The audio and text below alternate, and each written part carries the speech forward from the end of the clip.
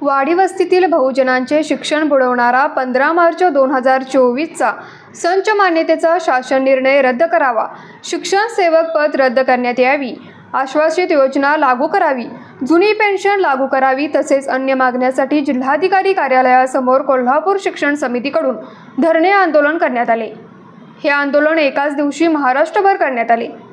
यावेळी कोल्हापूर शिक्षण समिती जिल्हाध्यक्ष प्रमोद तोंडकर म्हणाले, 15 मार्च 2024चा संच मान्यतेचा शासन निर्णय म्हणजे बहुजनांना शिक्षणापासून वंचित ठेवण्याचा डाव आहे।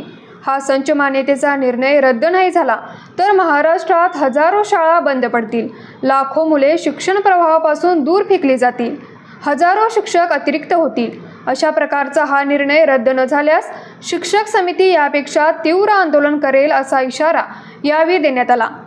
यावेळी सरचिटणीस प्रभाकर कमळकर, पुणे विभाग अध्यक्ष अर्जुन पाटील, कार्याध्यक्ष गणपतराव मांडवकर, रवळू पाटील, कोषाध्यक्ष सुनील कुंभार, ज्योतिराम पाटील, संदीप मगदूम, महिला राज्याध्यक्ष वर्षा केनवडे, महिला जिल्हाध्यक्ष संगीता अस्वले, सरचिटणीस शुभांगी माळी, राजेंद्र पाटील, रामदास झेंडे, सुरेश कोळी, शहराध्यक्ष सुधाकर सावंत, पदाधिकारी व जिल्ह्याच्या कानाकोपऱ्यातून आलेले शिक्षक समितीचे सर्व सभासद उपस्थित होते। न्यूज मराठी 24 साठी कॅमेरामन अमर कुंभारसह अमृता बुगले, कोल्हापूर।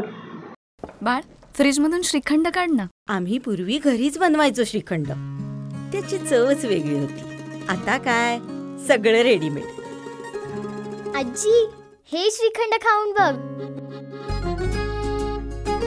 आज तुझ्या आईनं घरीच बनवलं की काय?